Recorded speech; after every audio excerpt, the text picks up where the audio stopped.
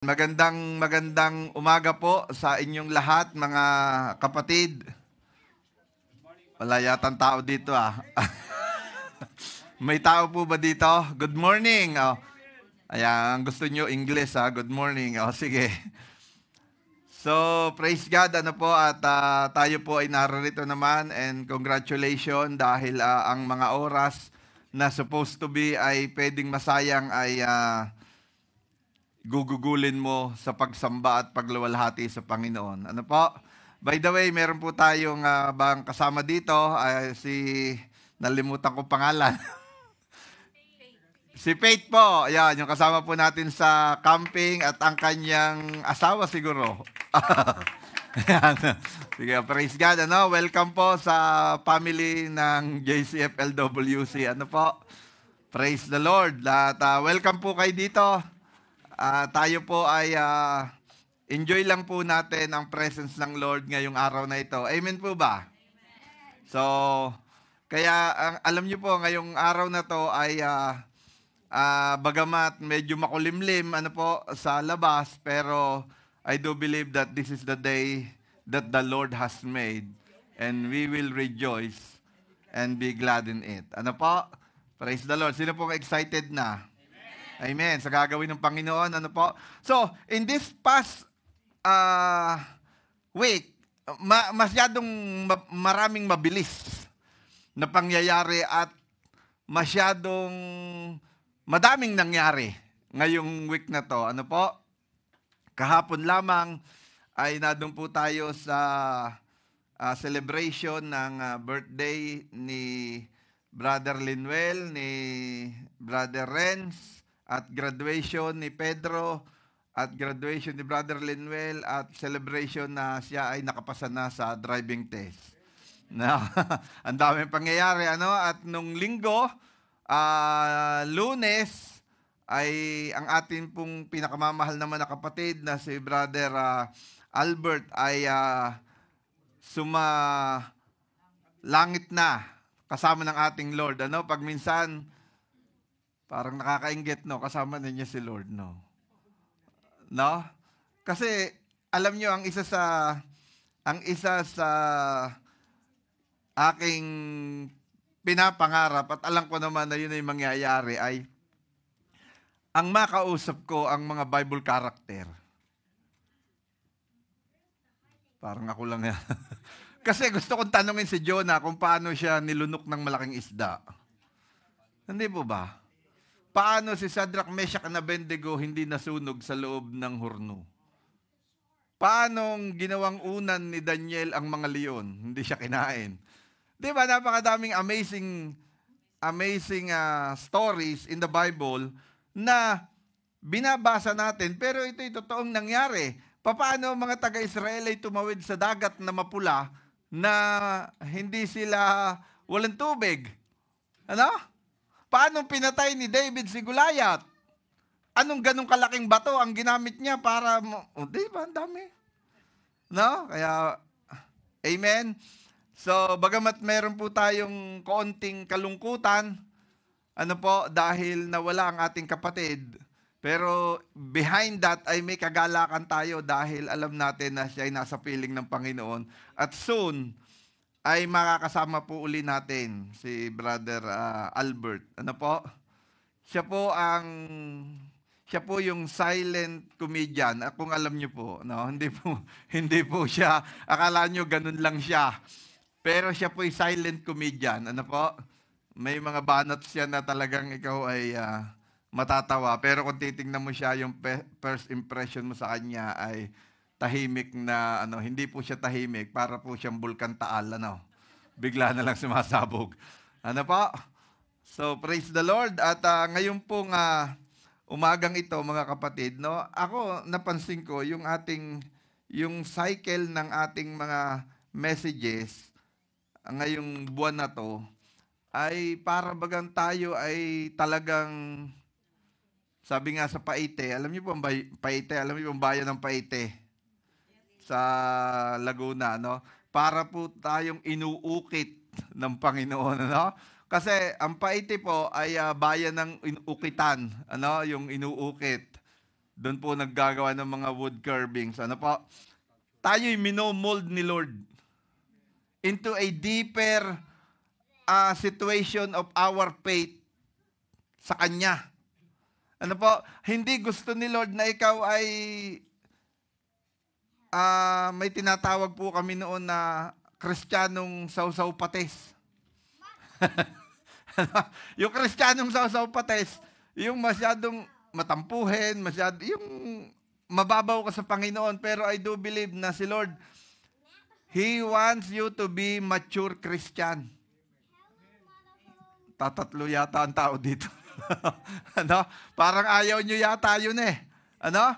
Ang gusto ni Lord, ikaw ay maging, hindi ko naman sinabing mature looks, kung hindi, mature Christian. Ano? Yung ikaw ay lumalim sa iyong pananampalataya. Kaya nga, nung mga nakakaraang linggo, ang sabi ko, in this church, you are not eating only milk, but you need to eat also a meat. Ano? Pakakainin ka rin ng bulalo. Ano? Ng kaldereta. Hindi pwedeng puro yogurt at mga ano lang kakainin mo. Kasi pag kakainin mo lang mga yogurt, madali lang kainin yon. Kahit hindi mo yun nguyain, malulunok mo yon. Pero pag ang pinakain sa mga bulalo, crispy pata, abay, kailangan nguyain mo yon. Ano? What I mean is, yung mga salita ng Diyos na ating pinag-aaralan ay yun yung mga ikatitibay ng bawat isa. Amen? Kaya praise God, tayo po ay fasten your seatbelt, sabi nga ng stewardess, sapagkat lilipad na po tayo. Pero bilang paggalang sa ating Panginoon, pwede po tayong tumayo muna sandali. Lord, ang umagang ito ay napakaganda sapagkat ito'y ginawa mo. Ang umagang ito ay ipinasasakop namin sa iyo. Ikaw lamang ang maghari sa puso ng bawat isa sa amin. O Diyos, ikaw po ay magsalita sa aming kalagitnaan. Banal na Espiritu, ikaw ang magturo sa amin sa lahat ng mga salita mo na aming mapapag-aralan. Ang iyong lingkod ay gawin mo lamang tagapagsalita, subalit ikaw, Banal na Espiritu, ang magturo sa bawat isa sa amin. Buksan mo po ang aming isipan, buksan mo po ang aming teenga, ang aming puso na handang tumanggap ng iyong mga katuruan. Lord, ang iyong salita ay dalawang talim na tabak, double-edged sword na pwede kaming masaktan, pwede kaming masugatan. Pero Lord, sa kabila ng lahat ng yon, masaktan man kami, masugatan man kami, ikaw pa rin ang great healer namin na magpapagaling sa lahat ng mga sugat na yon, Panginoon. At kung anuman, Panginoon, yun ay pagtuturo at pagdidisiplina mo sa amin upang kami mas lalong maging matibay na mananampalataya. Para pagdating ng mga pagsubok sa buhay namin, hindi kami mabubuwal, hindi kami kagaya ng isang bahay na napatayo sa buhangin, na lumihip ang hangin ay nabuwal agad. Kung hindi, Lord, our foundation is built on the rock, that is the Lord Jesus Christ. Kaya Panginoon, salamat po sa umagang ito, Panginoon. Excited po kami na mangungusap ka sa amin, sa aming kalagitnaan. Ang lahat pong ito pinasasakop namin sa iyo at ipinararangalan namin ikaw sa ngalan ng Ama, ng Anak at ng Diyos Espiritu Santo. Amen and amen and amen. So, tayo po ay mga tao. Tingnan mo yung katabi mo. Mukhang tao naman. Ano? Oh. So, every human is not exempted to trials. Ano? Meron po ba ditong exempted siya sa mga pagsubok? Wala. Lahat po tayo ay dadaan. Hindi lamang tayong mga tao ang dumadaan sa pagsubok. Even the nature itself, sila'y dumadaan sa pagsubok. Dito lamang mga nakakaraang linggo, ang Texas, binaha. Ano po? 45 minutes rain, 27 feet high ang tubig. Ganon, ano? At maraming mga puno ang nabuwal, maraming mga bahay ang nasira, at maraming mga buhay ang namatay. Ano? Dahil sa kalamidad. Hindi po ba? nung mga nakakaraang mga taon, pumutok ang taal, ang dami ring mga naapektuhan. So, even nature, nagsasuffer sila ng trials. Pero hindi ko merong mga nangyayaring mga bagay na ganyan ay titingnan natin na talagang ito'y parusa ng Diyos. Ano po? Because sometimes yung mga nangyayaring dilubyo ay hindi pagminsan parusa ng Diyos, kung hindi, ito po ay nagiging pagpapala pa rin. Amen. Alam niyo po, nung pumutok, wala si na Sister Rosel nung pumutok po ang Mount Pinatubo, ang tingin ng mga taga Pampanga, taga Tarlac, ay ito ay parusa at dilubyo na sa kanila. Pero alam niyo ba na yung pagputok ng Pinatubo, sino po ba dito ang inabot yung malapit sa Pampanga?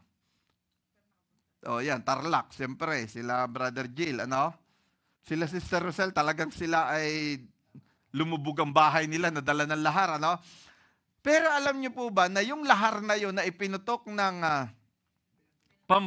Pinatubo sa Pampanga, ngayon, sa mga panahong to, even ng mga nakakaraan pa, ay naging kapakinabangan sa kanila.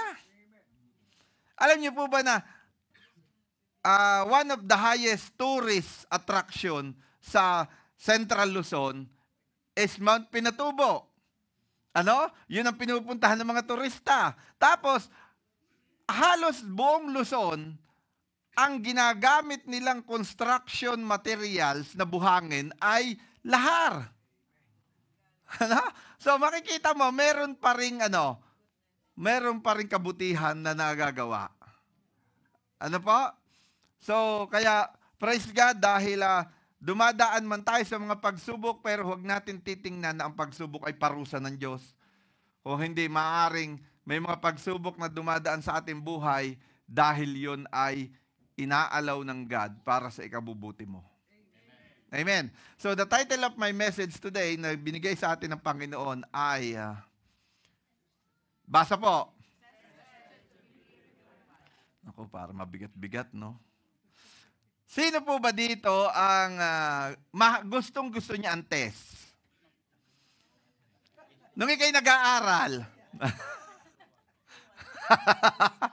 walang may gusto ng test. Nung ikay nag-aaral, tuwan-tuwa ka, yes, periodic na. Yes, midterm na. Alam niyo po, ako nung nag-aaral, lalo na nung high school, I hate tests. Kaya lang, kasi ako school bukol Tapos, kaya lang ako nakakapasa ng test noon, kadalasan, kasi yung mga katabi ko matatalino. Ako po matalinaw. Malinaw ang mata. Pero, ibig sabihin, sa ating buhay, every day, sa buhay mo, you experience tests in your life. At ayaw natin ang test. Especially, ang test sa ating pananampalataya. Hindi po ba? Kasi, ang test sa ating pananampalataya ay hindi madali. Amen? But God said, you are not exempted to trials because even the Lord Jesus Christ suffered sa mga testing, sa mga trials, kahit nung nasa lupa siya. Actually, ang pinakamahirap na trials na kanyang dinanas ay nung siya'y ipapako sa krus dahil sa pag-ibig niya sa iyo at sa akin. Amen. So, it means, ang mga testing na dadaan sa buhay natin ay hindi natin pwedeng i-avoid. Hindi ka makakatapos. Sino po dito yung mga graduate ng pag-aaral? Sige, kahit nakagraduate ka lang ng kinder, nakagraduate ka din. Hindi ka pwedeng gumraduate nang hindi ka nag-test. Hindi mo ba? So, At hindi ka pwedeng lumusot sa pag-aaral mo nang hindi ka dadaan sa examination. Dadaan at dadaan ka talaga sa examination. Amen po ba? So, sa atin bilang mananampalataya, hindi sapat na tinanggap mo si Jesus bilang Panginoon tagapagligtas ng buhay mo. You need to undergo the test to your faith. Amen po ba? Kasi alam niyo po, ang pagiging Kristiyano, hindi po tayo tinawag na sama-sama. Ano? Hindi kumo ang magulang mo'y Christian, automatically yung anak, ligtas na rin. Ano? Hindi po ganon. Because God called us individually. Tinawag tayo ng Diyos na isa-isa. Praise God kung buong pamilya kayo ay sumasamba sa Panginoon. Praise the Lord. Pero isa-isa pa rin ang pagtawag sa atin ng Diyos. Ano? Hindi pwedeng, ako naman, yung magulang ko, active sa church. Yung magulang ko ay leader sa church. Ligtas na rin ako. Wala pong ganon. No? Wala kang makikita sa Bible na ganon. Kung hindi ang pagkatawag sa atin ng Diyos ay individual. Amen. Ayaw natin ng test. Ano po? Alam niyo po, may mga pagkakataon sa buhay ko, no? Nung ako'y nag-aaral pa, sasabihin pag sinabi ng teacher, "Good morning, ma'am." Di gano'n, pasok ang teacher. "Okay, get 1/4 piece of paper." Ha? Diba? Naranasan niyo ba yon? Naranasan niyo ba yon? Ha? Unang problema ko, wala akong papel. Ano? Diba? Get a 1/4 piece of paper at may quiz tayo. Ang unang problema ko, papel. Ano? Kasi nung araw, nung ako'y high school pa, ang gamit ko po ay Katleya lamang. Alam niyo yung Katleya, yung mga batang 80s, 90s. Katleya, no? Yung isang ganun lang na maraming, ganun lang, So, ganun lang ang dala ko, na madalas ko pang maiwanan. Tapos, one time, meron po tayong, okay, class, we have a oral test. Ako, meron ako naalala dito no? Oral test. Ibig sabihin ng oral test, walang papel. Parang recitation lang. Naalala niyo po ba yung pelikula ni Rene Requestas? Tinanong siya, "Sino ang pumatay kay Lapu-Lapu?" Sabi gano'n, no? So, di ba? "Ikaw, Michael." "Bandiyo ako." Sabi, di ba? Naalala niyo yon? Di ba? Ako hanggang ngayon, mamamatay pa rin ako sa katatawa pag pinapanood ko yun Pinatawag, "Tawagin mo magulang mo." Sinabi sa tatay, "Tay, pinatatawag kayo sa eskwela." "Bakit?" "Kasi sinabi sa akin, ako daw pumatay kay Lapu-Lapu." Pambirang yan. So, makikita mo, ayaw po natin ng test. Ewan ko, may taong gusto, alam mo, "Pastor, gustong-gusto ko yan test." Wala. Sapagkat ang test ay hindi po madali. May mga bagay, sa ating buhay, kahit yung mga bagay-bagay na gamit mo, tinetest. Yan. Faith test. Susubukin ang ating, pananampalataya. Amen po ba? Sapagkat, kailangang subukin ang ating pananampalataya dahil para po tayo ay tumibay at tumatag. Amen po. So, even our things o our gadgets, bago yan i-release sa market, tinetesting yan. Anong unang test? Binabaksak. No. Sino may mga iPhone? Sige, ibaksak nga natin. Ay, kasi tested na yan Hindi po ba? Tested na yan. Amen? So, kung yan ay tested na, ibig sabihin, hindi ka na matatakot na ibaksak yan. Ano? Tapos, binabasa. Nalala ko po, nung sila Pastor Dave po, sila Hana, nasa Pilipinas pa, nagpadala po ako sa kanila ng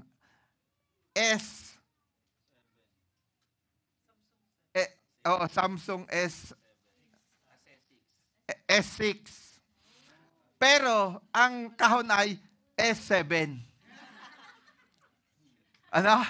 So, excited sila nung pinsan niya, may dala na agad planggana.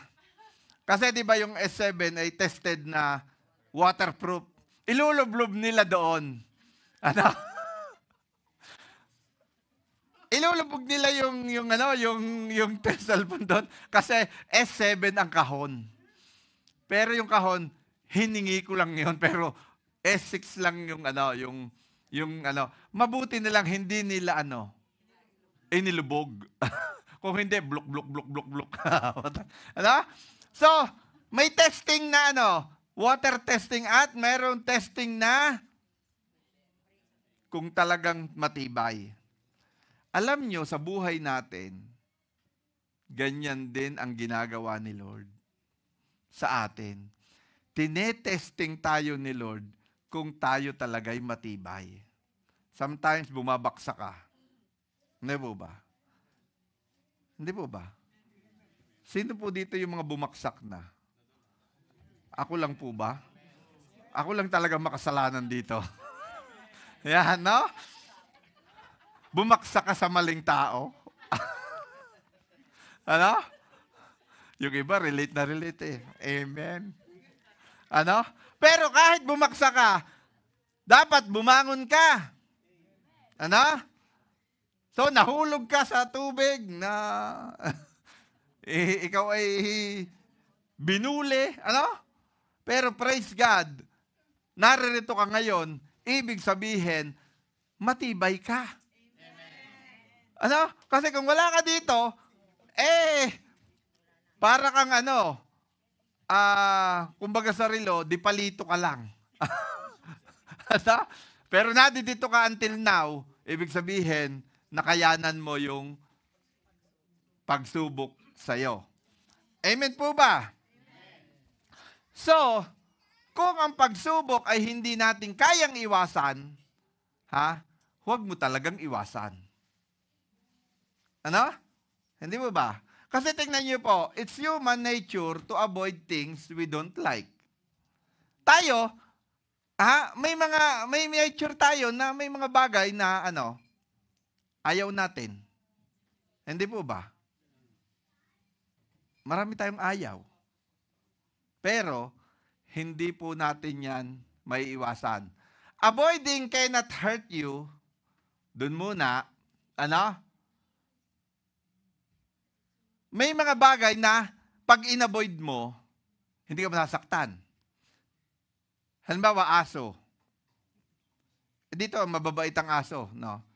Hindi nga nakahuli. Sa atin, pag nakita mo yung aso, umiwas ka na. O anong pinaka sa atin? Common. Away sa kalsada. Hindi mo ba? Sinong nakikipag-away sa kalsada dito?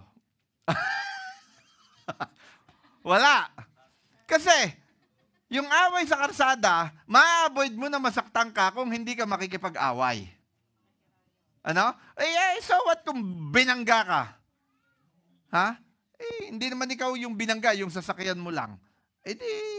Wag ka na makipagtalo dahil, pag ikay nakipagtalo, makikipag-away ka. Avoid mo na lang. Sa mag-asawa. Sino mga mag-asawa dito?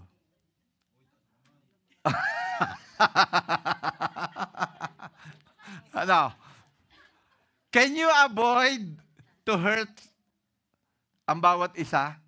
Kaya nyo bang i-avoid na hindi masaktan ang bawat isa? paano mo i-avoid? Paano mo i-avoid kung inaaway ka ng asawa mo?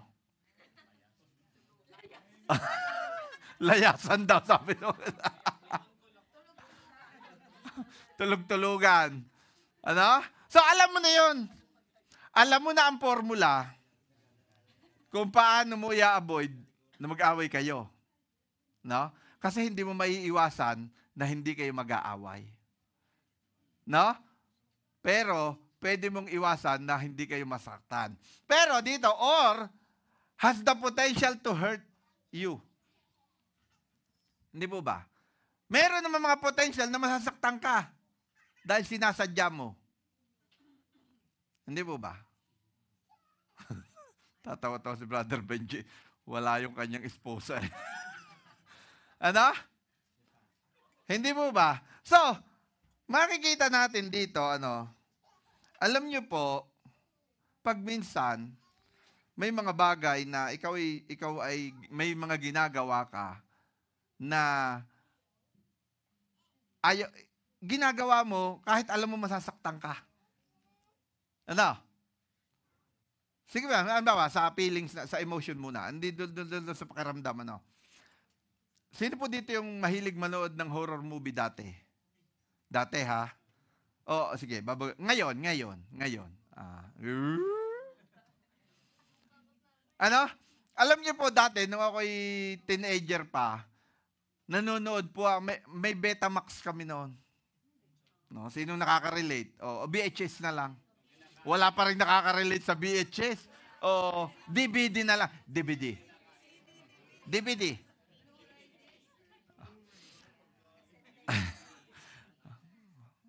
Okay. Ngayon, meron po ako pinapanood noon na horror movie. Ang title po ay Halimaw sa Banga. Sino nakapanood ng Halimaw sa Banga? Tawang dami. Hindi lang pala ako, no? Paglalabas na yung halimaw doon sa banga, pino-forward ko yung wala pang remote wala pa. Tapos pag wala na, panood ulit, mamaya makita mo lalabas na naman yung halimaw sa banga, pa-forward mo na naman. So, ang nangyayari, mga kapatid, natapos ang pelikula. Kapa-forward ko. Alam mo yung ending, pero hindi mo alam yung story. Kasi pinorward mo ng pinorward eh. So, in-avoid mo yung mga part na katatakutan, ngayon, hindi mo alam yung story. Kaya tayo mga kapatid, ang buhay natin, hindi pwedeng i-pass forward. O kaya yung mga nasakay ng K-Days, yung mga nasakay. Alam nyo, nakakalungkot, kasi yung mga kabataan natin dati, sakay ng sakay. Ngayon, hindi makasakay. Bakit? Ang mahal ng bayad. Ang mahal na daw ng bayad sa K-Days, Imagine mo, sasakay ka dun sa yung slingshot, yung mga ganon, Ano yung sinasakyan nyo? Yung sinasakyan yung sasakay doon tapos sigaw ng sigaw. Takot na takot. Diba? So,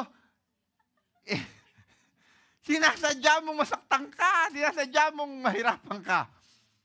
Hindi po ba?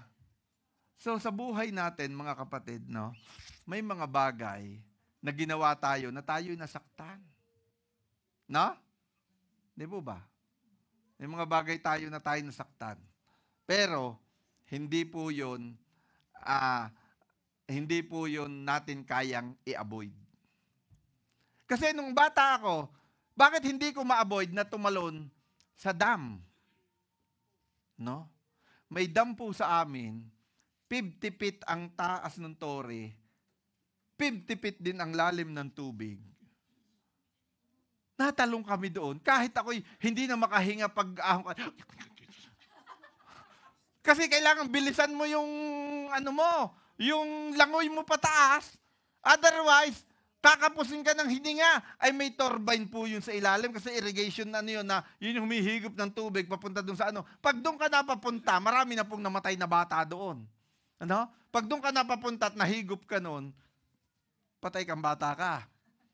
Pero bakit hindi mo ma-avoid? Bakit hindi mo Kasi nga, yun ang gusto mo eh. Ano? Kaya hindi lahat ng gusto dapat ay ginagawa. Ano? So, ano pa? Tingnan po natin, ano? Yan. Ang daming nag-a-avoid niyan. Nung bata ka pa, ina-avoid mo na kumain ng gulay. Sinusubo na sa bibig mo, payaw. Ano? Tapos, nung naging dalaga ka na, anong nakita mong nakakapagpaganda ng kutis, ano, ngayon pinipilit mong isaksak sa sarili mo yung gulay na hindi mo naman matanggap na dahil hindi mo nakasanayan. Ano? Di po ba? Sino po dito yung mga hindi kumakain ng gulay? Ano? Ikaw, hindi ka rin nakakaya ng gulay?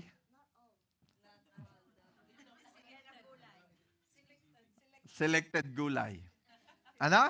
So, makikita natin mga kapatid, ano, na ang may mga bagay tayong ina-avoid na kung saan ay ano, mabakabuti sa iyo pero ina-avoid mo. Hindi po ba? Kaya nga kanina yung prayer natin sa mga bata, Lord, huwag pong ma-manipulate ng mga batang ito ng kanilang mga magulang. Eh kasi yung bata ay iiyak lang, ayoko kain okra, ayoko. O sige no, huwag ka na kumain. Pero darating ang panahon, sasabihin ng doktor sa'yo, gulay na lang ang pwede mong kainin. Oh, hindi ba? Eh ngayon, hindi mo in-avoid mo nung bata ka, kaya hindi hirap na hirap ka ngayon. Amen? Hirap na hirap ka. Amen po ba? Hirap na hirap ka. Hindi mo kayang i-avoid, ha? Hindi mo kayang i-avoid ang mga taong mamiminta sa iyo. No? Hindi mo kayang i-avoid yan. Talagang may mga bagay sa buhay mo na hindi mo kayang i-avoid. May mga tao mamiminta sa iyo. May mga tao mambubuli sa iyo. Araw-araw binubuli ako ng kasama ko sa trabaho. No? Sasabihin, yung ganito. Pero alam nyo, hindi nyo yan kayang iwasan. Pero kaya nyo yang i-manage. Amen. May nagsasabi sa iyo na ikaw ay maitim. Ay, anong pakialam mo? Ikaw ay maitim. Diba? May nagsasabi naman sa iyo, para ka namang pinagli sa suka, ang puti mo naman. Oh, si Champs. Champs Purado. Ano? Wala, hindi naman na-avoid yan. Talaga mga tao ay marami talaga. Pero, you can manage that. Ano? Amen. Kahit sa pananampalataya mo, maraming mambubuli sa iyo. At kapatid, take note, kadalasan, ang mambubuli pa sa pananampalataya sa iyo ay yung kadugo mo. Hindi ba? Kasi madaling i-manage pag ibang tao eh. Pero pag yung mismo mga kadugo mo, yun pa ang makakaranas ka ng pambubuli. Amen? Kasi faith is not how to get God to do stuff. Ano pa? Faith is not a superpower. Ano? Hindi superpower ang faith. Ano ang faith? Ito. Faith makes things possible, not easy. Kaya nga, tested faith. Tetestingin ang pananampalataya mo. Tetestingin kung talagang mahal mo ang Diyos. Tetestingin talaga kung ikaw talaga ay naglilingkod sa Diyos. Kung talagang 100% ang iyong pananampalataya sa Panginoon. Kaya ang faith ay, make things possible. Mga bagay na magiging posible kahit imposible, pero hindi madali. Amen po ba? Hindi po madali ang mga bagay na ito. Amen. So, kung hindi madali, tingnan po natin,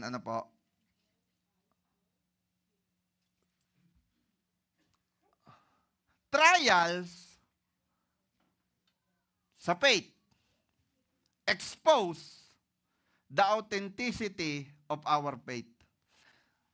Sabi diyan, ang pagsubok daw, ang pagsubok ay naghahayag, nag-e-expose, ano ba yung authenticity?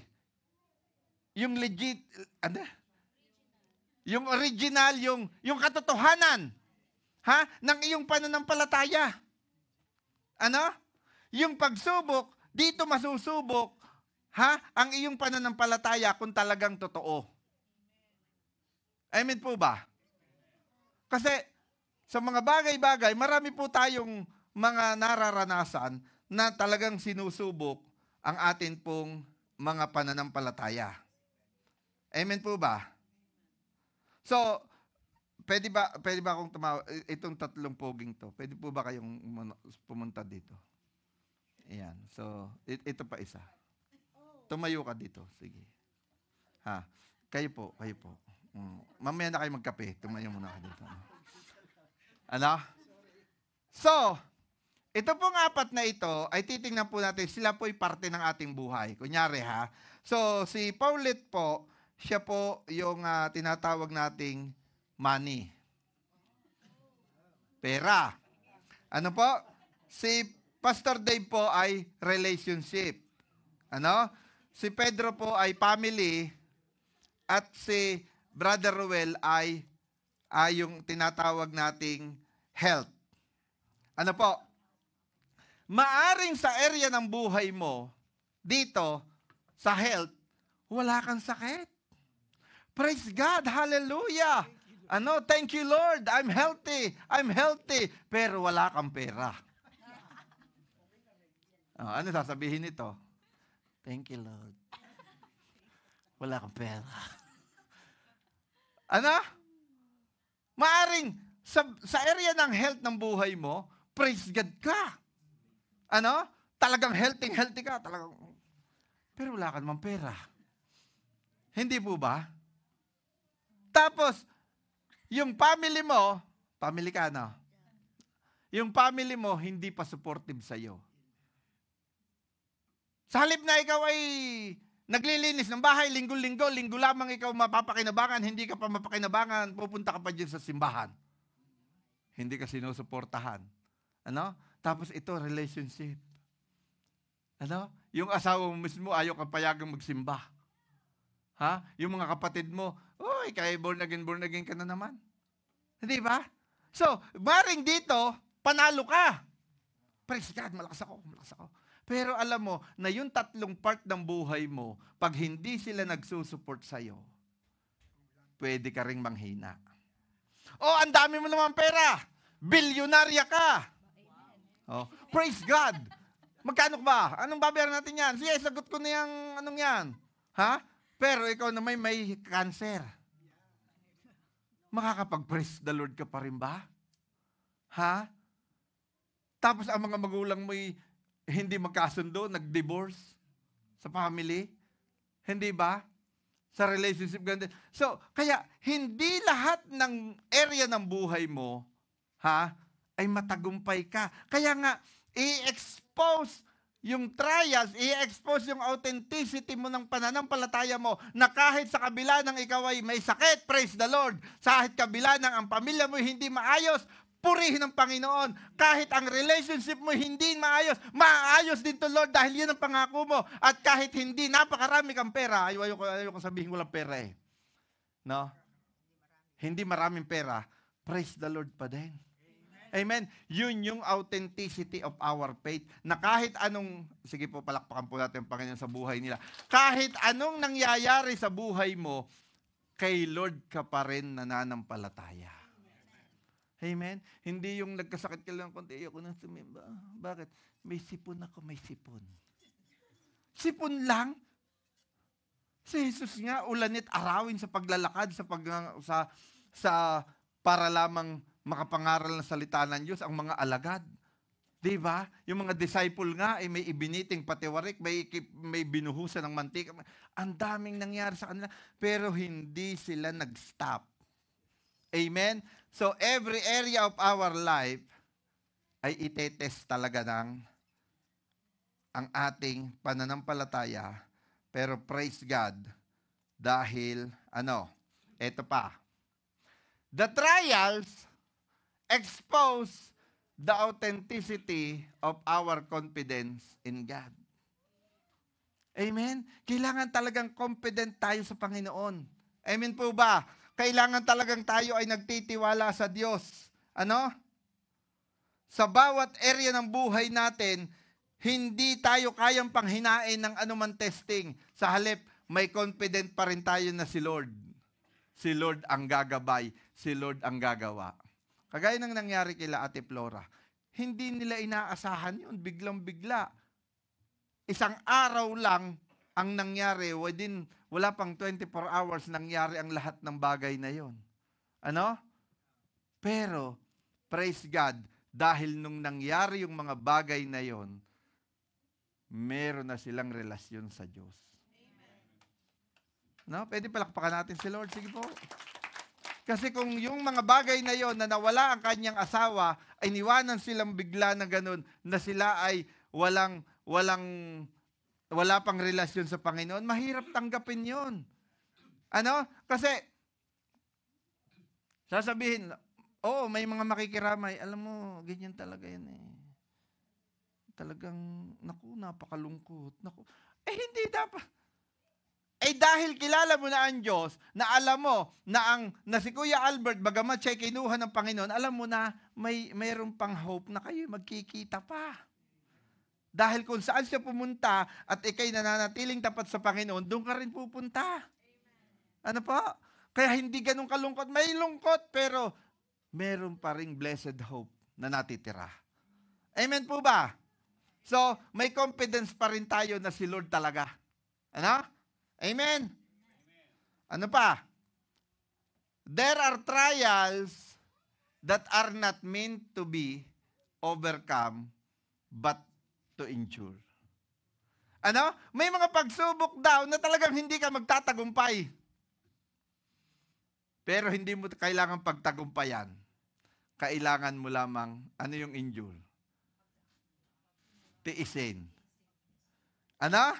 Kailangan mong tiisin. May mga tao na kahit anong test ang mangyari sa kanila, they continue serving God. Nagpapatuloy sa Panginoon. Bakit? Kasi nga, ang confidence nila ay na kay Lord. Hindi po ba? Kahit may nakasama ang loob sa church, hindi ako aalis. Bakit? Hindi naman tao ang tinitingnan ko sa church, kundi si Lord. Kaya, kahit pa merong nangyari sa amin ganito, susunod pa rin ako sa Panginoon. Amen? Amen? Bakit? Yun namang mga misunderstanding, naaayos naman yun eh. Ang sabi nga ng ating mga lolo, walang problemang hindi na pag-uusapan. Amen? So, may mga pagsubok na hindi mo talaga mapapagtagumpayan, pero ito ay kailangan mong overcome mo to endure. Tingnan niyo po ito. Di ba naalala niyo, i-message ko si Paul? Di ba? Si Paul yung may thorn of the flesh. Di ba siya? Nananalangin siya. 3 times pinanalangin niya, Lord, pwede bang alisin mo sa akin yung itong thorn of the flesh na to? Pero wala kang makikita sa Bible na record na hanggang sa namatay si Paul, tinanggal ni Lord yung sakit na yon. O hindi ko alam kung sakit yon o kung ano man yung thorn of the flesh na yon na nararanasan niya. Alam niyo po ba, kilala po si Benny Hinn. Kilala si Benny Hinn. Si Benny Hinn, siya po ay well known na nagginagamit ng God sa healing. Pero alam niyo po bang si Benny Hinn mismo may sakit? Bakit hindi niya mapagaling yung sarili niya samantalang ginagamit siya ng Diyos sa napakaraming mga tao para gumaling? Kasi si Lord yun eh. Ayaw alisin ni Lord. Bakit? Kasi meron siyang purpose. Hindi po ba? Bakit sa ating buhay, mayroong mga bagay na hindi naalis? Ayaw umalis. Kahit panalangin ka ng panalangin, kahit mag-fasting ka, kahit anong gawin mo, magpabele-belentong ka, ayaw umalis. Bakit? Kasi gusto ni Lord na nasa sayo yun. Kahit na mahirap, kahit na masakit, pero gusto ni Lord yun eh. Kailangan i-endure mo lang. Ha? Amen po ba? Si Paul. Sino pa? Si Job. Hindi ba? Si Job, iniwanan na siya ng kanyang mga kaibigan. Ultimong yung asawa niya. No? Sabi niya, magsisi ka na. Ha, baka miksa at mamatay ka na. Di ba? Hindi po ba? Kaya, pero na-overcome ni Job, tiniis lang ni Job hanggang yung process sa kanyang buhay, nagkaroon siya ng maraming pigsa, hanggang yung process ay matapos niya. Amen po? Ayan. Sabi sa 1 Peter, basa. In this, bago po natin basahin, bibigyan ko po muna kayo ng konting background. Ito po, sa book of 1 Peter, meron po diyang isang masamang hari. Si Nero. No? Kaya huwag kayo magpangalan ng Nero sa pagka kayo nagkaanak, no? Hindi po magandang hari yun. Si Nero, he is a persecuted king. Alam niyo, ang mga Kristiyano noong panahon ni Nero, sinusunog niya ng buhay. Ano? At ang mga Hudyo noon ay hinuhuli nila, ikinukulong, sinusunog ng buhay, pine-persecute nila. And yet, ang sabi ni Peter sabi niya, dito? In this, you rejoice. Kahit ikay may pinagdadaan, imagine mo, nagtatago kayo dahil pag nahuli kayo ng mga tauhan ni Nero, susunugin ka. Pero ang sabi ng Bible, tingnan mo ang sabi ng Bible, in this, you rejoice. Ha? Ikaw daw ay mag-rejoice ka sa mga pagsubok. Though now, for a little while, if necessary, you have been grieved by various trials. Kahit na may trials ka, ang sabi ng Bible, mag-rejoice ka. Parang ang hirap. Diba? Na-diagnose na may ganito, tapos nagre-rejoice. Ay, salamat, may cancer ako. Thank you, Lord. Kaya mo bang gumawa ng ganon? Di ba mahirap? Pero yan ang sinasabi ng Biblia, ng salita ng Diyos. Ha? In various trials, you need to, rejoice. Hindi po ba? Madali po ba? Marami kasi tayong ayaw eh. Di ba yung itinuro ko dati? Si Adan, meron siyang 99 choices na tama. Pero isa ang pinili niya, yung mali. Hindi ba't ganun mga Kristiyano? Di ba sinasabi ng Lord, do not equally yoke to the unbeliever. There's a lot of believer in the church, but you choose the unbeliever. Hindi ba madali? Mahirap, di ba? Ano pa? Bring your offering, bring your tithes and offering. Hindi po madali. Bakit? Marami kang babayaran. May FCOR ka, may mortgage ka, may car insurance ka, may Pero, sabi ng Lord, rejoice. Dapat at sabi pagka ikaw ay you need to be a cheerful giver. Di ba? Lord, bibigay ko to. Kahit na walang matira sa sahod ko, kahit na ibibigay ko to para sa'yo. Nagre-rejoice ka. Amen. Ano pa sabi? So, ito sabi, so that the tested genuineness of your faith. So, ibig sabihin, yung palang mga testing na yon, pag nagre-rejoice ka, yun ay, anong sabi sa genuine? Parang totoo din. Parang ito ay original, 100%. Ha? Sa iyong pananampalataya, more precious than gold that perish, though it is tested by fire. Amen. So, nagpapakita na sa kabila ng kagaya ni Ate Flora, sorry to say, pero si Ate Flora, ako natutuwa ako, nakita ko siya kahapon, na doon sa celebration, kahit sila'y may pinagdadaanan, nakukuha pa rin nila makiselebrate. Why? Kasi nga, tested na. Ano? Hindi po ba? Ay, yung iba, pag ano, isang taon na nakamukmuk pa rin sa sulok, hindi pa rin matanggap na nawala ang mahal nila sa buhay. Pero sila, nakain na ng pansit. Ano pa? Lechon. Ano? Bakit? Kasi tested na Genuine na yung pananampalataya. Amen. So, kaya mga kapatid, anong dinadaanan mo na hindi mo kayang malagpasan? Tingnan niyo po ito, Tingnan niyo po ito. May be found to result in praise and glory and honor at the revelation of Jesus Christ. Tingnan niyo po ito, Simon Peter replied, basa, "You are the Christ, the Son of the living God." Sabi ni Jesus, ano ang sinasabi niyo sa akin? Ano?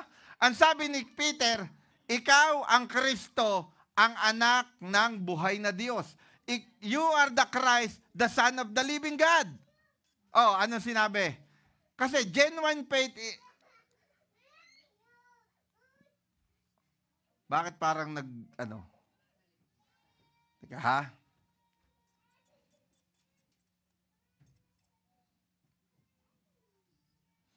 Ayan. Napasama yung isang slide na yon. So, si Peter, You are the Christ, the Son of the living God. Ang sabi diyan. So, sumagot si Jesus. And Jesus answered him, Blessed are you, Simon Bar-Jonah, for flesh and blood has not revealed this to you, but my Father who is in heaven. Ang tindi ng pananampalataya ng alagad kong to. Si Peter. Kasi ang sinabi niya, ikaw ang Kristo. May pananampalataya naman Hindi po ba? Lahat naman tayo may pananampalataya Hindi po ba? So, pero, tingnan nyo Pagdating, anong verse yun? 17, 18, 19, 20, 21, 22, 23. Pagdating ng verse 22, ang sabi ni Jesus, ako ay huhulihin. No? Ang sabi ni Peter, and Peter took him aside and began to rebuke him, saying, Far be it from you, Lord. This shall never happen to you. But he turned and said to Peter, Get behind me, Satan. You are a hindrance to me, for you are not setting your mind on the things of God, but on the things of man. Kanina, believe na believe si Lord. Ang tindi ng pananampalataya ng alagad kong to. Sinabi niya akong Kristo, ang anak ng makapangyarihan Diyos. At pagdating dito, hindi po ang sinabi ni Jesus ay si Peter ay si Satan. Kung hindi yung sinasabi ni Peter, yun ang sinasabi niyang Satan, yun ang masama. May pananampalataya naman, pero kanina nga, hindi pure yung faith. Genuine faith is not necessary pure faith. Genuine yung faith mo. Yes. Walang kaduda-duda. Pero pure ba? Amen. Pupunta ka sa church para sumamba sa Panginoon. Habang along the way, napapunta kayo sa church, nag-aaway kayo. Tapos pagdating dito, Hallelujah, Jesus is alive. Death hath lost in victory, and the grave has been denied. Pero bago ako pumunta, nag-aaway kayo. Bago kayo bumaba dyan, magbati na tayo. Papasok na tayo. O kaya naman, katatapos mo lang mag-church, may nag-text sa iyo na, Oy, bayaran mo na yung utang mo. Ito talaga? Diba? Nagbabago agad yung ano mo, yung kondisyon mo. Genuine ang faith mo, yes, hindi mo madakilayan. Pero pure na pure ba? Nakigets niyo po? May nakaka-relate? Ako lang ba makasalanan dito? Ha? Ha? Nakasakay kayo sa van, isang pamilya kayo, nag-aaway kayo. Ikaw kasi, ang tagal mong maligo. Ikaw kasi, di ba? Hindi ba? Kung bakit ba naman? Kung kailan ka alis, saka mo hahanapin ang susuot mo. Hindi ba? Hindi ba ba? May faith ka, yes, genuine, walang duda, pero hindi pure eh. Amen? Wala nang na-amen. Wala nang maka-amen. Ano? Kaya sa susunod, bilisan nyo. Huwag ka nang maligo. Nasa isang linggo, gano'n na naman. Ano? Kaya mga kapatid, no? Ganyan din si Peter. Genuine yung faith, pero hindi pure. Kasi bakit? Hindi pwede mangyari sa iyan, Lord, over my dead body. Ano? Sabi ni Jesus, get behind me, Satan. Kalalabas mo lang ng church, pag ano mo doon, may nakasalubong kang ganon. Ano ba itong kung magmaneho, ano? Eh, paano kung sagutin ka? Get behind me, Satan. Oh. Eh di, naku, yun pala itinuro kanina, no? Lord, patawad mo. Diba? Hindi ba? So, kaya mga kapatid, no, hindi exempted. Ako ba, akala nyo exempted ako? Hindi ako exempted dito. Kaya nga tayo tinuturuan ni Lord dito eh. Ano? Para tayo maging maayos lahat. Hindi lamang kayo, hindi lamang ako, lahat tayo. Amen?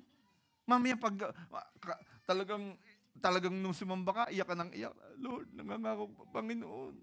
Tulungan po, paggamit na po, gamitin niyo na po ako. Tapos pilahan lang ng pagkain doon. Tagal naman yan eh. Okay, si Pulit, ang tagal kumuha ng pagkain eh.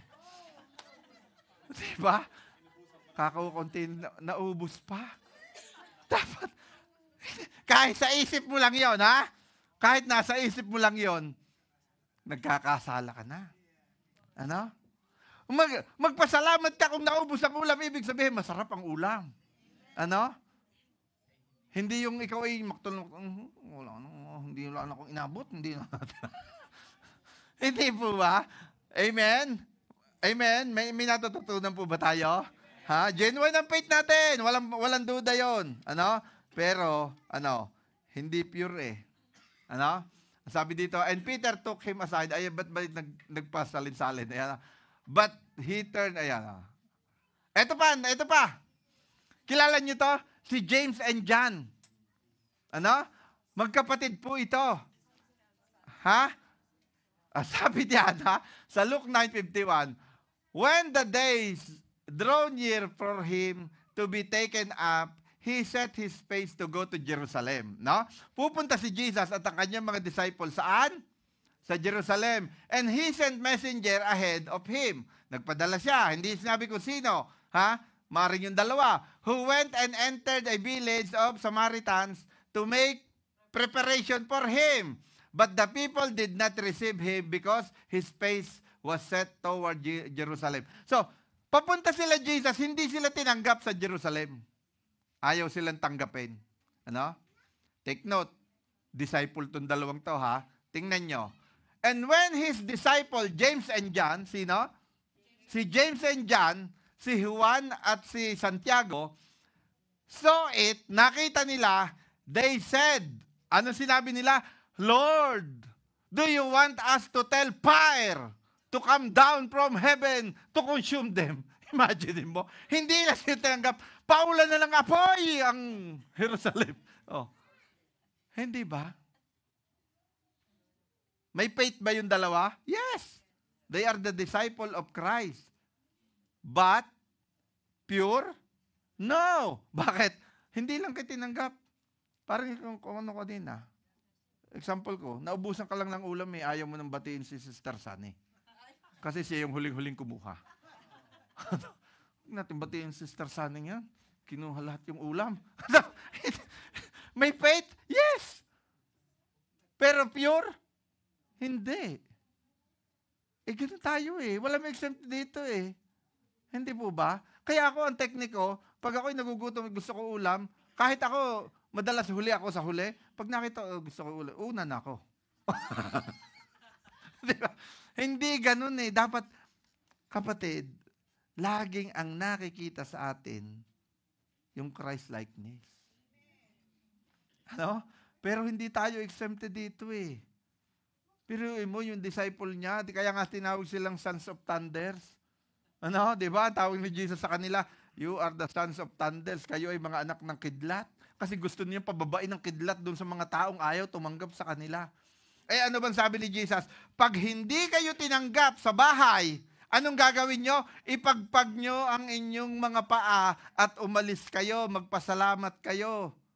So kung nag-share ka ng gospel, kung nag-share ka ng salvation, pag hindi tinanggap, ipag-pray mo pa rin. Okay kapatid, sige, kung ayaw mong tanggapin, ayaw mong maniwala, okay lang.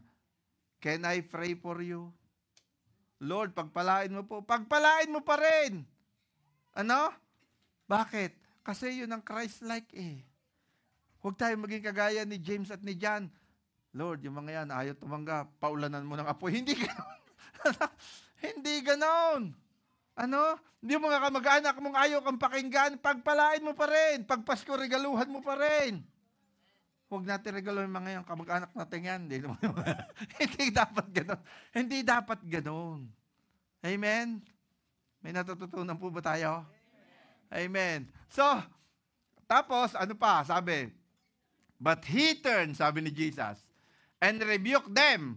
And they went on the another village. Sige, hindi tayo tinanggap dito, di doon tayo pumunta sa ibang lugar. Ayaw ka tanggapin eh. Ano? Pero huwag mong paulan ng kidlat. Kasi alam niyo si Jesus, alam niyo ang Diyos, napakabait niya. Kahit hindi kinikilala, sa Middle East, hindi naman kinikilala si Jesus eh. Kasi Islam doon eh. Pero naulan din doon. Pinapaulan pa rin ng Diyos doon. Sumisikat pa rin ang araw doon. Umiihi pa rin ang hangin doon. Ganon si Jesus magmahal. Kahit hindi mo siya tinatanggap, kahit ini-ignore mo siya, kahit hindi mo siya pinahalagahan, iniingatan ka pa rin ng Diyos. Dahil mahal ka niya. Hindi kagaya ng tao na hindi lang natirhan ng ulam, ayaw na. Amen? Tests and trials come not to define you, but to refine you. Ano? Ang testing daw, ang test daw at ang trials, hindi dadating para ikaw ay para i-refine ka, i-define ka, o ikaw ay maging sikat ka, alam mo ito, ganito, hindi. I-refine ka. Ibig sabihin ng refine, ikaw ay aayusin, ikaw ay huhubugin, ikaw ay gagawing mabuti. Amen? Tingnan natin si Job. Matatapos na po tayo But he knows where I am, sabi ni Job, and when he tests me, sabi ni Job I will come out as pure as gold. Pag ako'y tinetest, anong magiging come out? Anong tingin ni Job? Ako'y magiging pure as gold. Ano? Bakit gold ang ginamit na pamantayan ng Biblia sa testing? Kasi, paano ba tinetest ang gold? Paano ba tinetest ang gold? Ito, yung gold, the purer the gold is, the higher. Hindi mo na yan. Teka nagkulang ng isang slide. Yung test ng gold, ang pure gold, mga kapatid, hindi matigas. Naalala ko po si Ate Medi, nung wala pa siya sa Canada, galing siya ng Hong Kong. Kasi, sinabi niya na siya ay magpapakasal. No? So, kaya siya uwi, magpapakasal. Yung employer niya, niregaluhan siya ng wedding ring. Ang iniregalong wedding ring sa kanya, 24 carats gold. Kaya pagdating niya ng Pilipinas, ang init sa Pilipinas, na-deform yung kanyang singsing na gold. Nagkabalubaluktot na ganon kasi pure gold. Kaya ang pure gold ay malambot. Amen. Kaya pag ikay ni-refine ni Lord, dahil sa mga trials na naranasan mo, magiging malambot ka. Hindi ka na suplada. Hindi ka na madamot. Malambot ka na. Hindi ka na mataray. Hindi ka na palaaway. Kasi pure na ang pagkakatesting sa'yo. Kasi ang gold, bago siya maging pure, dadaan muna siya sa init. Init. Aapuyan siya ng aapuyan. And then, there's a chemicals putting in the gold that what you call flux. Flux. Yung flux na yon, parang magnet yon. Minamagnet nun ang lahat ng dumi na nakahalo dun sa gold. Yung lahat ng mga metals. So, lulutang yon, palulutangin niya yon. Pag lumutang yung mga dumi, ang gagawin ng nagpupurify ng gold, sasalukin niya yung mga dumi. Masasabi niya na pure na yung gold pag nakikita niya na yung mukha niya doon sa gold. Ibig sabihin, if God purifies you, pag ipinurify ka ni Lord dahil sa mga trials and testing, ang makikita na ng tao sa iyo, yung mukha ni Kristo. Amen. Yung Christ-like na sa attitude mo, sa karakter mo, sa pagsasalita mo, sa pagkilos mo, yun ang mukha ni Kristo ang makikita niya. Bakit? Kasi you are purified by God already. Dahil sa init, testing, at trials na dinanas mo. Amen po? At ang sabi diyan, gold. The purer gold is, the higher is value. At pagka ang gold ay nagiging pure, mas tumataas ang value. Kaya the more na ikaw ay nalalampasan mo ang mga testing, may mga testing na hindi mo kayang i-overcome pero i-endure mo. Pag nalalampasan mo yung mga yan, tumataas ang value mo ng pananampalataya sa Diyos. Amen? Amen po ba? So, the purer the gold is, the higher in conductivity. Ano yung conductivity? Yung po, ang gold po kasi, bakit kaya, tingnan nyo yung inyong mga cellphone, yung mga computer nyo, may mga gold doon eh. Kaya nga, dati may nakilala ako, may kwento po akong kaunti lang, Dati po, naka-experience kami magbenta ng gold. Kaming mag-asawa. Gold bars. Naka-experience po kami. Ngayon, may kinausap akong buyer. Sabi ko, meron po kaming ibebentang gold. Sabi, ano yan, sa computer? Sa computer. Kasi yung palang computer may gold. May mga So, bakit nga gamitan ng gold? Kasi nga yun ay madaling daluyan pala ng kuryente. Ngayon, meron kaming na-experience mag-asawang ganun na yun po ay nakilala namin. Sa susunod ko na ikwento, Kasi mahabang kwento eh. Magandang kwento pero mahaba eh, At kami may aksyon, may basta, ang daming nangyari. So, kaya, pag ikaw ay na-purify ni Lord, pure as gold, madali kang daluyan ng blessing. Madali. Bakit? Kasi you are pure by gold. Amen. So, ayan. Faith is refined through persecution. Ito ang hindi mo kayang iwasan. Ang persecution. Ang pananampalataya mo'y marirefine sa persecution.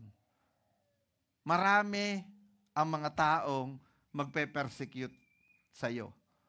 At pag ikaw ay hindi pine-persecute, ibig sabihin, questionable ang pagiging Kristiyano mo. Naintindihan niyo po? Halimbawa, sa mga company, mayroong mga party. Siyempre, alam natin, may mga outing, may mga party. Pagdating sa mga company, siyempre, literally, may mga inuman, mga ganyan, Pag ikay hindi nainom, pe-persecuting ka dyan. Kay Jay mo naman. Para ka naman kung sino, hindi ka naman bata. Di ba? Kung ano sasabihin sa'yo. Siyempre, hindi ako nainom kasi ang iniinom ko lang ay Holy Spirit. Lalo na kung sabihin mo yon. Ano? Kasi ang sabi ng Bible, do not drink. Huwag kayong iinom ng alak na pinagmumula ng kaguluhan, kung hindi, uminom kayo ng banal na Espiritu ng Diyos. Lalo ka nang pe-persecutin. Pero kung sige, isa lang. Hindi ka pe-persecutin. 7% lang naman to Yung mga babae, 5% lang naman to Kahit 1% pa rin yan, alak pa rin yan. No? So, hindi ka pe-persecutin. Bakit? Kasi, hindi mo itinitindigan ang pananampalataya mo. Naintindihan po? Pero, kung tinitindigan mo ang pananampalataya mo, talagang makakaranas ka ng persecution. Sa mga tropa-tropa, yung mga reunion, hindi nila alam, mayroon po ako testimony, Nung umuwi po ako noong 2023, sabi sa akin nung kabrad ko, yung kabrad ko sa fraternity, sabi niya sa akin, kumpare ko pa rin yan, ang tawag niya sa akin, pritol, Kasi kumpare ko, tapos kabrad ko, ang tawagan namin ay tol, pritol, parang katol, Sabi niya, pritol, punta natin si Kiko. Sabi ko, bakit? Birthday. Sabi ko, sige. Mga kabrad ko po sa prat yun, mga tao gama yun. So, anong expect mo? Di pagdating mo doon, sabi niya, pre, parang kilala ko yung kasama mo. Hindi mo ako nag-iba. Pumuti lang ako ng konti kasi bagong dating ako di mapula-pula ang aking pisngi, Pero ilang araw lang yun. Sabi niya, tol, separate niyan, ihapay na yung may birthday, Sabi, tagay mo, malakas uminom yan. Sabi ko, tol, pasensya na. Hindi na ako nainom ngayon, Ba, anong nangyari sa'yo? Ba't di ka na nainom? Sabi nung kumpare ko, sabi niya, tol, pastor na ito ngayon. Baka kayo'y sermonan yan. Naku, itago yung mga itinago yung mga alam niyo po kung ano na yung taong yon, yung may birthday na yun, happy na ng pulis. Di yung mga iba, iniwan niya yung kanyang mga bisita, itinago yung mga, tol, kain ka muna. Pasensya ka na, nakain ka ba ng mga pagkain yan? Naku, ang buhat-buhat agad yung mga sugpong ang lalaki, Sabi ko, tol, walang kinalaman to sa pananampalataya ko, Pero hindi talaga ako nakain yan, Sabi ko, ano pa, yung battered, yun? Oo, na ang lalaki, Sabi ko, teka, ako na lang, pupunta na ako doon, titingin na lang ako kung anong kakainin ko. Pero walang kinalaman sa hindi ko nire-reject ang inaalok mo, Kaya lang hindi talaga ako nakain yan, Sabi ko, gano'n, Pero alam niyo yon, praise God. Simula nung dumating kami, hanggang sa ako'y umalis, hindi siya umalis doon at nakikinig siya sa akin kahit medyo lasing siya. Kiko po ang pangalan nun. Sabi ko, ilang taong ka na ba? Sabi niya, pre, tol, ano na ako? 54. Huling birthday ko na to. Ha? Akala ko mamamatay na. Hindi, retire na ako. Asa ka ba na happy nga daw siya ng pulis. Happy ako ng pulis. Sabi nga nun, retire na ako. Alam nyo, lahat yung mga kabrad ko na doon, nagdatingan, Dahil ako'y nado doon, mga kainuman ko yung mga dati Malakas na uminom yan. Walang uminom kahit isa sa kanila.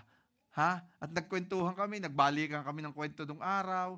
Di ba si ganito, tumakbo, nung hinihasing natin, tumakbo. Pero ganun yung mga kwentuhan natin. Pero wala nang naglabas ng alak doon. Tinindigan ko kasi na hindi ako umiinom kasi, Kaya, persecution. Di ba, may persecute ka eh. Ang arte mo naman, sabi sa akin nung isa, kadadating lang, ang arte mo naman, dati nga, sa bote mo pa tinutungga yung lapad. Kasi nung 90s, lapad pa di ba, yung Andy Player. Pero sabi ko, hindi na nga. Kasi nakilala ko ng Panginoon, hindi na. Pero alam nyo mga kapatid, hindi mawawalang persecution sa'yo. Lalo na kung kilala ka ng mga reunion, tapos kilala ka nung high school kayo na madami kang boyfriend. Ay, sino ba nag-iasama mo? Di ba? Maraming ganun. Pero, mga kapatid, yung persecution, yun ang magpapatibay sa'yo. Amen? Yun ang magpapatibay sa'yo.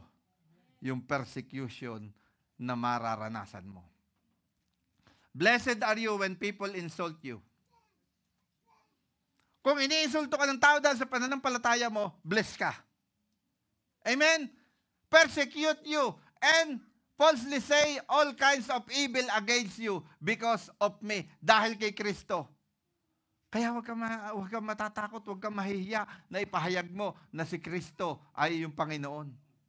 Kasi pag hindi ka pine-persecute, ibig sabihin, walang nakikitang iba sa'yo. Amen po ba? Ano pa?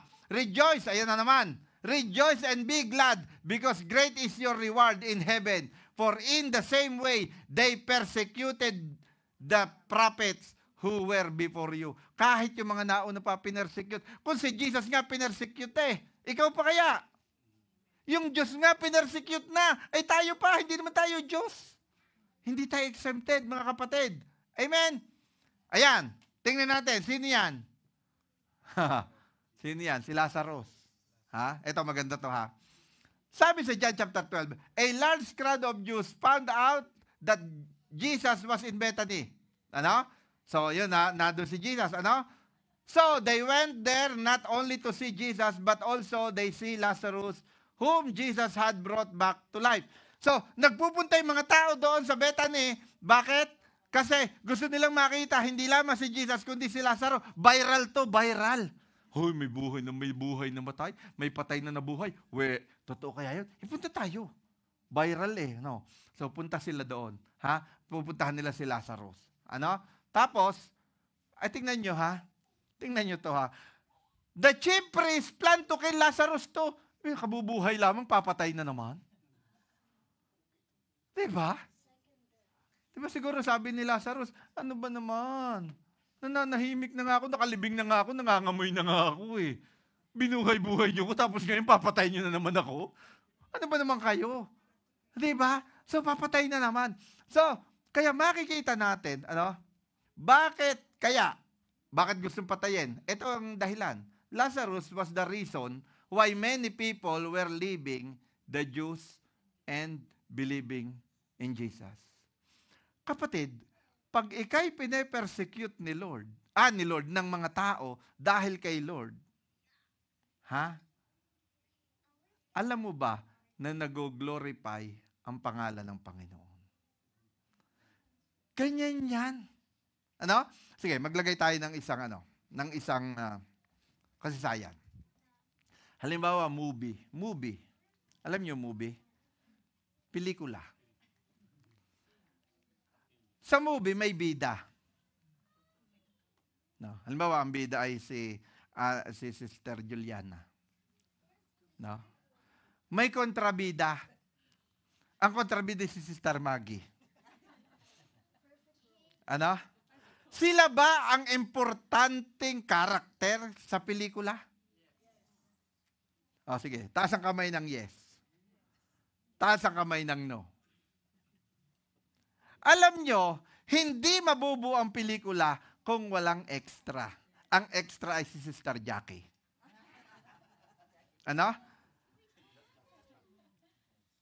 Lumapit si Sister Juliana kay Sister Jackie. Kasi Sister Jackie nakalupasay at gutom na gutom at hinang-hina. Ayoko na lang pero ganun na lang, imagine niyo na lang. Binigyan ng tinapay ni Sister Juliana. So, dahil sa ginawa ni Sister Juliana kay Sister Jackie, na magnify na si Sister Juliana ay mabait na tao. Hindi mo ba? Ngayon, dumating si Sister Maggie, kinuha ang tinapay, at sinipa pa si Sister Jackie. Na-magnify ni Sister Jackie na si Sister Maggie ay masamang tao. So, kaya kahit extra ka lang, mahalaga ka sa pelikula kasi ikaw ang magnifier, ikaw ang nagpapakita ng karakter ng mga tao. Si Lazaro, extra lang yan. Ginamit lang yan ni Lord na buhayin siya para maipakita ni Lord na siya ang Diyos, siya ang bida. Amen? Nagigets po natin? Kaya tayo lahat, extra lang tayo. Kasi sa bawat pagsubok na dinadanas natin, napapagtagumpayan natin, si Lord ang natataas dahil siya ang bida. Kaya huwag kang malungkot kung extra ka lang. Kasi ano bang role mo? Extra. Anong gagawin mo? Tatalon. Oh. Ay kung hindi ka tatalon, hindi gaganda ang pelikula. Kaya nga sumikat si Dante Barona ng mga batang 90s, 80s. No, alam? Tumalon sa San Juanico Bridge. Ano? Yung dating place ni Ate Soy. Doon sila nagde-date ni Papa Purds. Ano? So, kaya yung mga extra, mahalaga. Tayo po, extra lang tayo lahat. Amen? Extra lang tayo. Ginagamit lang tayo ni Lord para mamagnify ang kanyang pagiging Diyos. Amen po ba? Tingnan po natin. Beloved, do not be surprised at the fiery trials when it comes upon you to test you as though setting strange were happening to you. But rejoice in so far, ay na naman, rejoice na naman, as you share Christ's suffering. Ha? Kasi sa mga trials na nadanas mo, nakikishare ka sa suffering ni Kristo, that you may also rejoice and be glad when His glory is revealed. Amen? Yet, if anyone suffers as a Christian, sinong Christian? Sinong Christian? Let him not be ashamed, but let him glorify God in that name. Kaya huwag kang mahihiya. Sabihin mong Kristiyano ka. Christian ako. Ano? Ako ay anak ng Diyos. Hindi ako dapat mahiya. Binibilisan na natin. On persecution, enjoy. The proof of faith is not sufficient, but scarce. Yung mga sugat. Yung mga pilat. Ano? Hindi sufficient yung proof ng faith. Kailangan yung mga pilat. Kasi, ibig sabihin yung mga sugat sa'yo, yung may mga peklat ka. Alam niyo po, meron po akong naging kaibigan na sundalo sa Mindanao. Nung siya'y naghubad, sabi ko, bakit anong nangyari sa'yo? Ang dami po niyang tama ng bala sa likod. Alam mo, yun ay nagpapatunay, na marami siyang pinagdaanan na laban na kanya nalampasan. Ganon din tayo mga kapatid. Ano? Yung bawat testimony na sinasabi mo, yun ay mga scars ng pananampalataya mo. Amen? So, ano kanina? Faith is persecution, refined through persecution. Ngayon, faith is refined through perseverance. Tiis-tiis lang, kapatid. May mga bagay na hindi aalisin sa atin ni Lord. Kailangan mong tiisin. Yung asawa mo, hindi naalisin ni Lord yan. Ano? Yung anak mong matigas ang ulo, hindi aalisin ni Lord yan. Yung magulang mo mas makulit pa hindi aalisin yan. Yung biyanan mo, hindi aalisin yan. Kailangan mong itiis. Sabi nga, endure Endure. Sabay-sabay nga tayo. Endure. Ano? Hindi. So, kaya mga kapatid, no? Tiis-tiis lang. Amen po.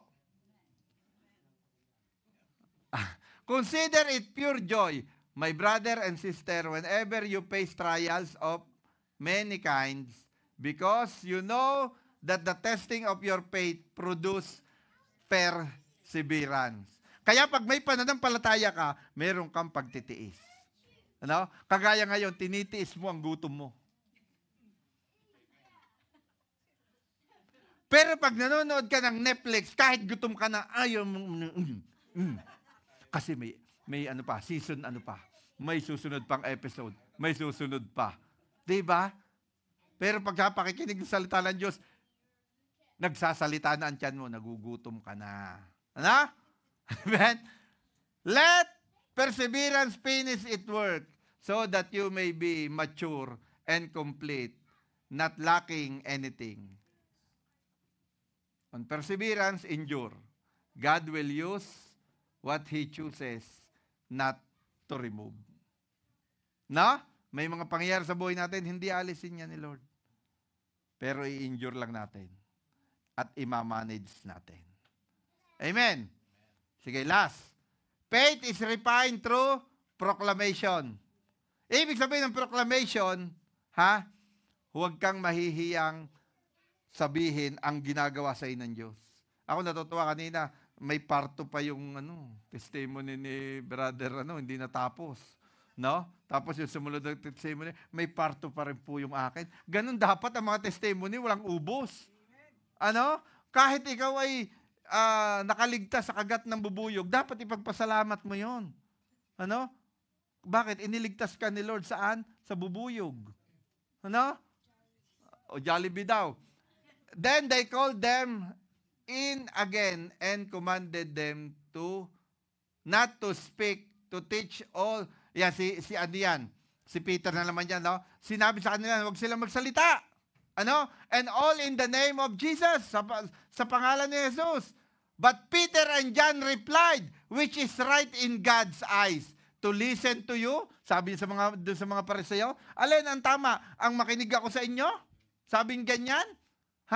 Or to him who be the judges. Ano? Ito pa. Now, Lord, consider their threats and enable your servant to speak your word with great boldness. Alin, makikinig ako sa iyo?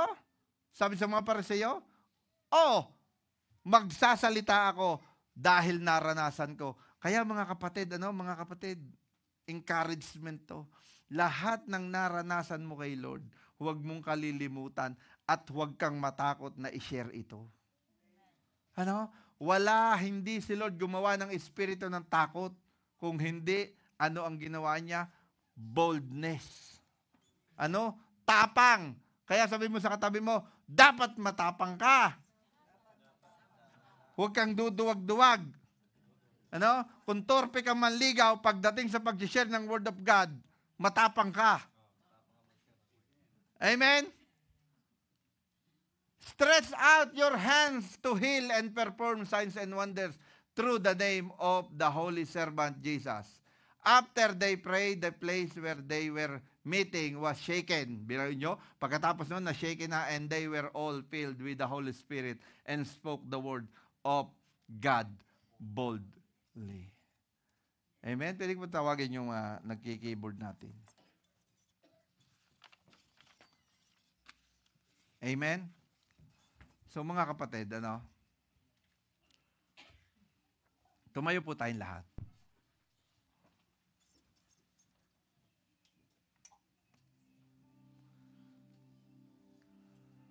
Hallelujah. Alam ko po na wala pong exempted pagdating sa trials at testing ng buhay natin. And most of the time,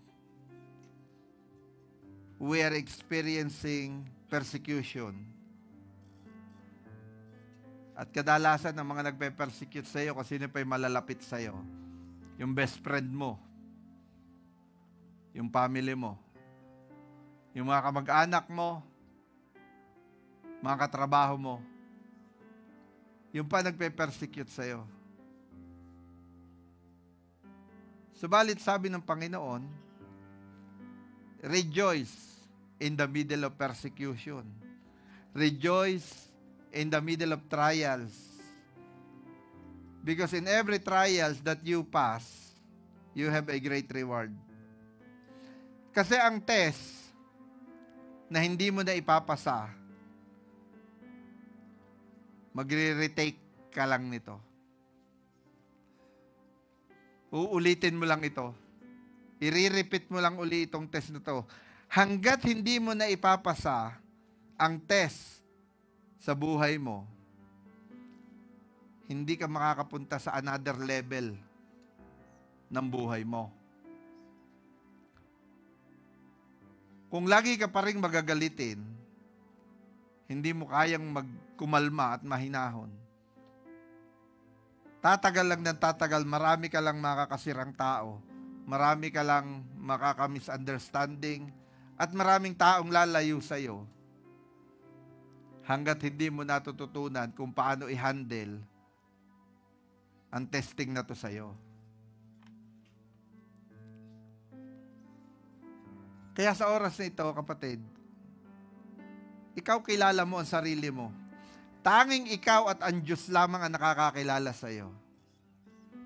Sa oras na ito, kung gusto mo na talagang lumalim ang iyong pananampalataya sa Panginoon, o kaya na may mga pinagdadaanan ka na hindi mo mapagtagumpayan, sa oras na ito, kapatid, isuko mo sa Panginoon. Because our God, the Lord Jesus Christ, He is able to forgive you. Siya nagsabi sa kanyang salita that He is faithful and just to forgive you. Siya'y tapat at banal na patatawarin ka niya. At siya'y handang tumulong sa atin sa mga pagkakataon na meron tayong struggles na hindi natin mapaglampas-lampasan. Sige, kausapin mo siya. Sige, humingi ka ng tawad sa kanya. Nakikinig siya sa iyo. Hallelujah, Jesus. Thank you, Lord. Ama, Panginoong Jesus, Banal na Espiritu, nakikita mo ang iyong mga anak sa lugar na ito. Nararamdaman mo at nalalaman mo ang laman ng kanilang puso, ang kalaman ng kanilang isip. Hindi ko po alam kung anong mga challenges o trials ang mga dinadaanan nila o maaring nalampasan na nila. Kaya po, Panginoon, sa oras na ito, idinadalangin ko po sa iyo na hipuin mo po ang bawat isa sa kanila. Magparamdam ka sa kanila, Panginoon. Paramdam mo sa kanila na niyayakap mo sila sa gitna ng mga pagsubok na kanilang nararanasan. Ay tulungan mo, Panginoon, na maramdaman nila ang kapayapaan na nagbubuhat sa iyo. Tulungan mo po, Panginoon, na magkaroon sila ng tapang kung sila may nagkakaroon ng mga pagkakataon na dapat sila'y nakakapag-share ng gospel, hindi nila magawa dahil sa sila'y natatakot. Lord, give them a spirit of courage, boldness, O God. Hallelujah sa iyong banal na pangalan. Panginoon, dinadalangin ko po na sangkapan mo ng iyong kapangyarihan ang bawat isa.